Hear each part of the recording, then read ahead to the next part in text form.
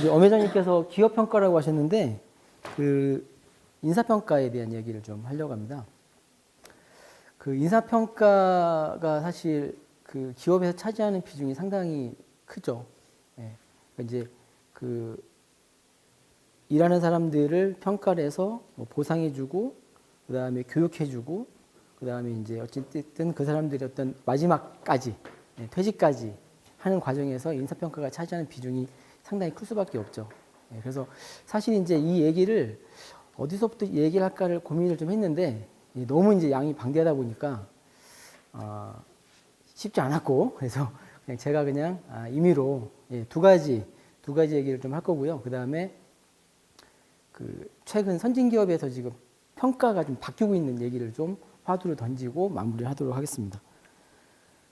평가와 측정의 차이가 뭐가 있을까요? 평가와 측정의 차이.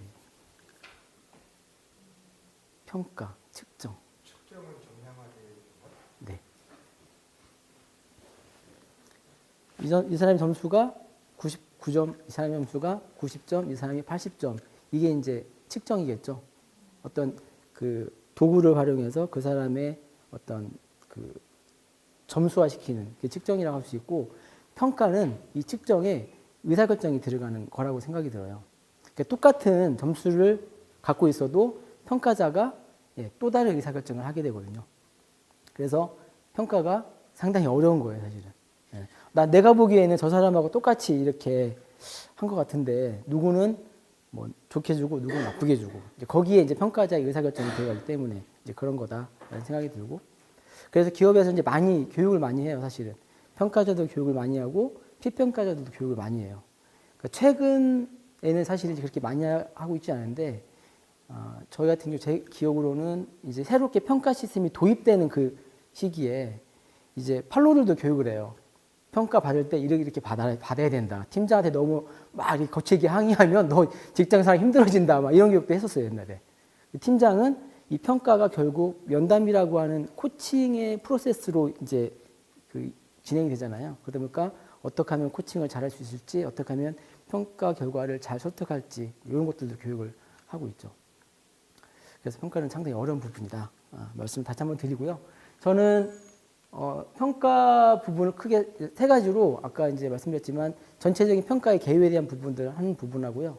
그 다음에 평가 시에 가장 이슈가 되는 세 가지 그 사례들이 있어요. 그 사례들을 좀 얘기해 보고요. 그 다음에 선진기업에서 지금 평가가 어떻게 바뀌고 있는지 그렇게 좀 얘기해 보도록 할게요. 이제 평가 개요 부분인데 가장 이제 기본적인 뭐 그냥 목적이죠, 사실은. 궁극적인 목표예요, 사실은. 평가를 통해 가지고 평가를 통해서 이 사람의 업적이나 성과들을 이제 규명해내고, 일을 잘한 사람한테는 뭐를 주면 되죠?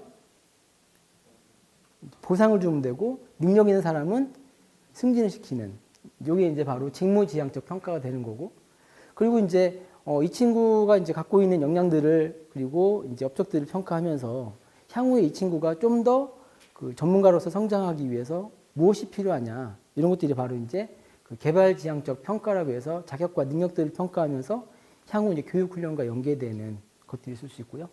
그 다음에 이제 경력, 이 친구가 계속 이제 경력을 계속 가꿀 수 있도록 만들어주고, 그리고 어느 정도 실력이 되는 친구들한테는 인파워먼트를 해줘서 이 친구가 계속적으로 자기 역량들을 키워나갈 수 있도록 만들어주는 것.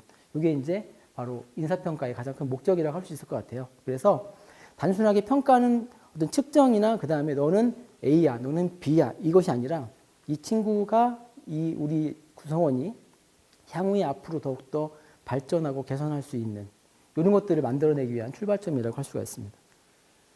여기에서 이제 HR 부서가 상당히 중요하죠. HR 부서는 HRD, HRM 다 포함이 됩니다.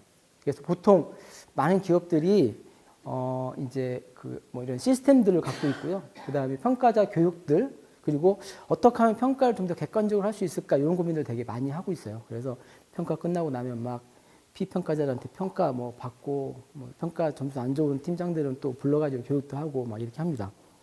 보통 평가의 흐름은 이제 목표를 설정하는 단계가 있겠죠. 그 다음에 중간 평가, 그 다음에 뭐 최종 평가가 있을 거고, 그 다음에 이 평가를 활용하는 단계들이 있어요. 그래서 이 평가를 하는 첫 번째 목표 설정의 과정에서는 이 리더, 그 부서장 이런 분들이 이제 팔로워들하고 어떻게 목표 설정을 할 것이고 어떻게 합의를 이뤄내는지 이런 것들을 이제 지원해 주고요. 가장 이제 기본적으로 이제 그 규모가 있는 회사 같은 경우는 이제 평가 시스템이 있죠. 그래서 이제 그 팀원들이 자기 이제 그 평가 시스템에 올해의 업적이나 올해의 역량 개발 계획들을 등록을 합니다. 이렇게 등록을 하고 그것들을 가지고 이제 이제 부서장이나 팀장하고 올해 목표 이렇게 가겠습니다라고 합의를 하는 거죠. 그리고 이제 연 단위로 이제 평가가 이제 이루어지잖아요. 근데 보통 저희 같은 경우도 분기마다 했었는데 분기마다 하니까 너무 스트레스가 심해가지고 반기에 한 번씩 이렇게 하거든요. 그래서 반기에 이제 중간 한번 평가를 해요. 평가할 때 이제 팀원들이 그동안 자기가 했던 뭐 KPI를 정리하고 그다음에 자기가 스스로 좀 준비했던 역량 개발 어떤 결과들을 좀 이렇게 등록을 하면은 그걸 가지고 이제 팀장이나 부장님들하고 같이 이렇게 중간 면담을 합니다. 그래서 보통 이제 중간 면담 같은 경우는 비를 많이 주죠. 비를 열심히 하라고 예, 비를 다 깔아줍니다. 그냥 아무 의미 없으니까. 예. 그다음에 이제 마지막에 이제 좀 이제 예. 마지막에 이제 운영의 미를 살리시는. 네. 그리고 이제 이런 평가들이 향후에 이제 다시 또 목표를 또 설정하고 또 향후에 또 본인의 역할들을 좀 더 잘할 수 있도록 이렇게 좀 이어지도록 평가들을 이제 활용하는 거고. 이것은 이제 평가의 객관성 확보라는 부분들이 있는데 사실 평가라는 자체는 그 부서장이나 그 팀 리더의 주관이 개입될 수밖에 없잖아요. 그죠? 예. 근데 우리가 이제 흔히 그 체조라든지 아니면 뭐 스케이팅 뭐 이런 그 스포츠 게임을 보면은 그 국제 심판 같은 경우는 그 사람들도 주관을 가지고 본 걸 가지고 평가를 해요. 근데 이제 막 그렇게 나오죠. 뭐 몇 바퀴 반을 돌았고 뭐 다리가 펴졌고 굽혀졌고 막 이런 것들을 이제 그 사람들은 우리가 보지 못하는 걸 본다는 거예요. 그래서 평가자들을 우리가 이제 이 평가자들의 주관을 연마할 수 있도록 이제 기업에서 많은 투자들을 하고 있어요. 예. 사실 팀장들은 되게 싫어하지만 아무튼 평가자들의 주관이 아니라 객관화될 수 있도록 그걸 이제 계속 훈련을 해야 되는 거죠. 이제. 연마를 할 수 있도록 그렇게 하고 있는데 실질적으로 이제 기업 상황이 대부분 다 이게 그 바쁘잖아요. 바쁘고 TO가 그렇게 이렇게 널널하지 않잖아요. 그죠? 그래서 한 명 팀에서 누구 그만둔다고 하면은 사람들이 막 한숨을 쉬고 혹시 TO 줄이면 안 된다 막 이러면서 이러다 보니까 사실 이제 외부적인 요인들도 어려움들이 좀 많이 있고 예, 그렇습니다. 그러나 아무튼 HR 부서에서는 평가자의 주관을 좀 더 연마시킬 수 있도록 노력을 많이 하고 있습니다. 평가 시스템 개요인데요. 목표를 수립하고 합의하고 관찰하고 그 다음에 중간 평가 마지막 최종 평가 한 다음에 그 평가에 대한 보상 이런 식으로 진행이 되죠. 근데 이 그 프로세스의 가장 큰 기저가 두 가지가 있는데 바로 이제 목표에 의한 관리, 보통 MBO라고 하고 이제 사업단이나 사업본부, 조직 단위에서의 어떤 목표들은 BSC라고 얘기를 하고 있거든요. 그래서 MBO 같은 경우는 어떤 하나의 그 우리 조직의 목표가 이제 계속 내려오는 거죠. 케이스케이딩 된다고 하죠. 이렇게. 그래서 우리 조직의 목표가 100이라고 하면 전선호가 있는 자리에서 2를 해야 된다. 너는 3을 해야 된다. 그래서 이것들이 쭉쭉쭉쭉 서로 이제 그물망처럼 연결되어 있어서 우리 전체의 합이 바로 우리 목표가 될 수 있는 이런 이제 구조를 말하는 거고요. 그 다음에 이제 그 조직 차원에서는 좀 더 우리 사업에 있어서 성공적인 부분들을 내는 요소가 뭐냐. 그래서 CSF라는 개념과 이제 KPI라는 개념들이 있습니다. 뭐 다 아시겠지만. 그래서 평가의 스텝은 이렇게 돼 있다라고 말씀을 드리고요. 그 다음에 평가에서 이제 많이 BSC는 한번 보시면 되고요. 평가에서 이제 이슈가 되는 세 가지를 좀 말씀드릴 건데 첫 번째가 이제 이거예요. 목표 수립의 난이도 문제예요. 이게 가장 어떻게 보면 이슈가 될 수 있어요. 그러니까 개인 단위는 좀 덜한데 팀 단위나 조직 단위에서는 상당히 큰 이슈가 돼요. 그래서 이제 목표를 수립하는데 낮게 수립을 하는 거예요. 낮게. 그러면 이제 좋은 결과를 얻게 되겠죠. 뭐 이러다 보면 이제 조직 내에서 야 목표 낮게 수립해 이런 분위기가 이제 마련이 되는 거예요. 그럼 평가가 이제 공정하지 못해요. 이제 이런 사례들이 이제 많이 있어요. 그래서 조직 단위에서는 이제 뭐 본부장이나 부서장들이 모여가지고 합의를 하죠. 이렇게 야 너희들 이거 너무 낮은 거 아니야? 이거 되게 쉬운 건데 가중치 높여 막 계속 이러면서 이제 티격태격 이렇게 합니다. 개인도 사실 그런 경향성들이 있죠, 사실은. 그래서 평가를 할 때 KPI를 수립할 때 가이드를 좀 명확히 주는 편이에요, 이제 가이드를. 공통 지표와 그 다음에 이제 개별 지표 이렇게 해서 가이드를 좀 많이 주는 편입니다. 대부분 많이 하는 게 전년 실적이고요. 전년 실적이 없어. 그러면 전년도 경쟁사의 해당 목표 수준 이런 거. 그 다음에 이제 뭐 R&D 같은 경우는 사실 이제 정량적인 평가들을 하기가 좀 어렵다고 하더라고요. 그런 경우에는 어쨌든 기준이 되는 원칙들을 좀 세워서 이 목표를 낮게 잡는 이런 어떤 문제들을 좀 해결을 해야 된다라고 말씀을 드리고요. 두 번째가 이제 돌려막기예요. 승진할 사람을 무조건 이제 A를 주는 거예요. 짜증나요, 그러면. 그죠? 예. 똑같이 일했는데, 이러면서, 야, 이번에 전선호 승진해야 되니까 전선호 A 주고 너희들 C 줄게. 이렇게 막 설득을 하는 팀장님도 계시고 부장도 계시거든요. 이런 것들은 이제 그 가장 피해를 많이 보는 친구들이 이제 요 밑에 있는 친구들이에요. 예. 그래서 이제 사원 대리 같은 경우는 저희가 보통 이제 그 업적보다는 잠재력 위주로 많이 봐야 된다. 왜냐면 이 친구들은 팀 내에서 보통 이제 과차장들이 중요한 업무들을 갖고 있단 말이에요. 부가가치 높은 업무들을 갖고 있어요. 그걸 뭐 사원 대리한테 못 주잖아요. 그러니까 부가가치 높은 업무들을 과차장들이 갖고 있어요. 그러다 보니까 이제 업적으로 이렇게 어필할 수 있는 게 떨어지거든요. 그러다 보니까 사원 대리는 좀 이 친구의 잠재력 위주로 평가를 좀 해야 되고, 차부장들은 차부장 됐으니까 어쨌든 역량이 있을 거 아니에요. 일 잘하니까 뭐 과장, 차장 시켜준 거니까. 이런 분들은 업적 중심으로 평가를 이렇게 해서 이제 밸런스를 맞추고, 대부분 회사들이 그냥 과장까지는 대부분 다 이렇게 승진시켜줍니다. 네, 전 그게 맞다고 생각해요, 그냥. 특별하게 문제 없으면 그냥. 그래서 저희 회사 같은 경우도 사원 때 B 맞으면 대리로 바로 승진해요, 그냥. 그 다음에 대리 때 이제 4년인데 한 연도만 A 받으면 무조건 다 승진시켜줘요. 과장까지는 대부분 승진시켜주는 그런 뭐 분위기고. 그래서 어찌됐든 돌려막기의 평가는 각각 직급별로 좀 더 평가의 포커싱을 좀 달리해서 하면 좀 이렇게 좀 많아질 수 있다라는 거. 그 다음에 이제 면담을 안 하는 경우가 있어요.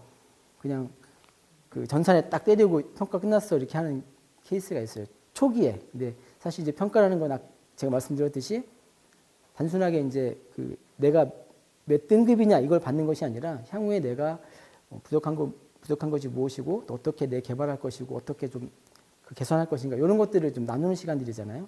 그러니까 이제 부서장하고 팀장하고 1년 동안 전선호가 뭐 이러이런 부분 잘했는데 이러이런 부분들은 좀 더 부족했다. 앞으로 이렇게 해서 좋겠다. 그래서 서로 이제 이렇게 합의를 하는 그런 소통의 시간이기 때문에 꼭 평가 면담을 진행해야 된다라고 말씀드립니다. 이렇게 좀 간단히 말씀드리고요.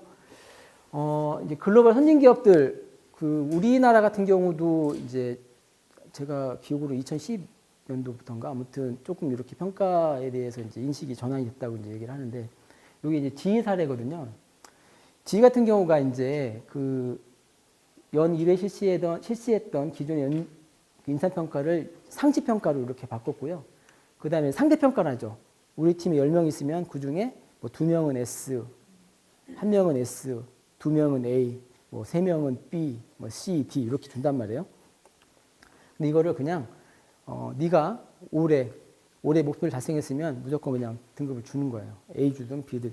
이제 B가 이제 보통 전년도 실적이고 거기에 10% 올라가는 게 이제 A 등급이고 거기에 20% 올라가는 게 그러니까 B 등급 기준으로 한 20% 올라가는 게 이제 S 등급인데 G가 이제 그 재길치 회장 있을 때 엄청 이렇게 사람들을 이렇게 자르고 평가해서 보상 막 해주고 뭐 이런 성과 위주 정책들을 많이 썼단 말이에요. 근데 사실 그것들이 그 물론 뭐 성과적인 측면에 봤을 때 이제 좋다 나쁘다 부분이 있지만 바꾼 거예요. 단점이 많이 보였기 때문에. 그래서 이렇게 평가를 바꾸고 났더니 직원들이 스스로 역량을 개발하고 성과를 높이는 것이 이제 목표로 되고 좀 수평적이고 자유로운 분위기가 형성됐다고 그래요. 그래서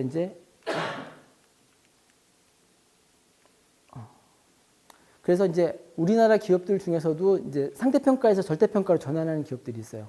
왜냐하면 이게 한 사람의 업적 일의 결과물들이 오로지 그 사람의 일의 결과인 거냐 또 앞으로 또 세상은 계속 협업이 강조되는 그런 어떤 기업 환경인데, 그래서 서로 어떤 그 성과를 위해서 경쟁하는 그런 구조가 아니라 어떤 전체의 목표를 향해서 이렇게 협업하고 코옥하는 그런 차원에서 이제 절대평가제로 바뀌고 있는 상황입니다. 그래서 이렇게 조금 바뀌고 있다. 그리고 아까 제가 이제 평가자들이 주관을 연마한다고 말씀드렸는데, 이 평가자의 오류를 인정하는 거예요, 사실은.